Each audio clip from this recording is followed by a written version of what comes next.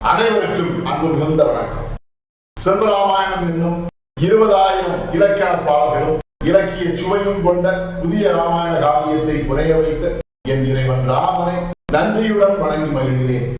செல்வராமாயணம் பருவம் 3 அயோத்தி பருவம், காலம் 8 பரதன் காலம்.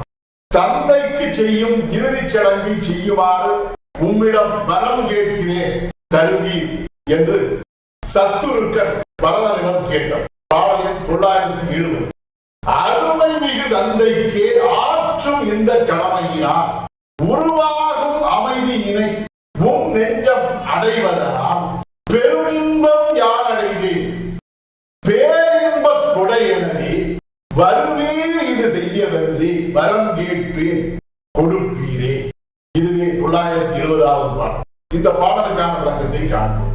அருமை மிகு தந்தைக்கே ஆற்றும் இந்த கடமையினால் என்ற முதல் வரிக்கான விளக்கம், நம்முடைய அருமை மிகுந்த தந்தைக்கு நாம் செய்ய வேண்டிய கடமையாகிய ஈமச்சடங்கு என்கிற இந்த கடமையை நீர் செய்வதன் மூலமாக உருவாகும் அமைதியினை உன் நெஞ்சம் அடைவதனால் உம்முடைய நெஞ்சத்திலே அமைதியும் ஆறுதலும் ஏற்படும்.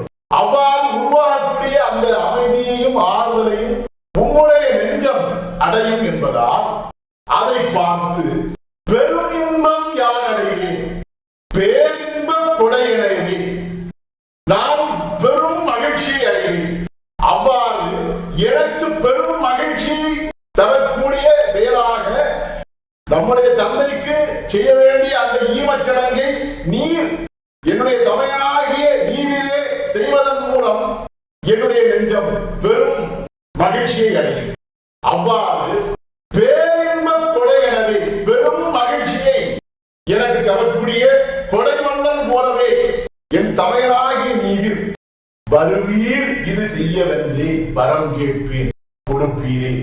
கடமையை செய்வதற்காக என் தமையனாகிய நீர் வருகை செய்வீர், வருவீர் என்று உம்மிடம் அன்போடு வரம் தருமாறு உம்மை கேட்கிறேன். அந்த வரத்தை நீர் எனக்கு தந்தருள்வீர். அந்த வரத்தை தந்து நம்முடைய தந்தைக்கு செய்ய வேண்டிய அந்த ஈமச்சடங்கை என் தமையனாகிய நீவீரே செய்வீர் என்று அந்த தமையனை நோக்கி சத்துருக்கன் அன்போடு கூறினார். இதுவே 970வது பாடலுக்கான விளக்கம். செல்வராமாயணத்தின் 971வது பாடல் மற்றும் அதன் விளக்கம் ஆகியவற்றை அடுத்த பகுதியில் காண்போம்.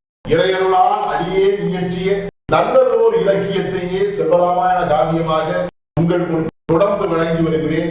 உங்கள் அன்பையும் ஆதரவையும் தொடர்ந்து தந்து இந்த புதிய ராமாயண காவியத்தை அனைவரிடத்திலும் கொண்டு சேர்க்குமாறு உங்களை அன்போடு கேட்டுக்கொள்கிறேன். அனைவருக்கும் நன்றி, வணக்கம்.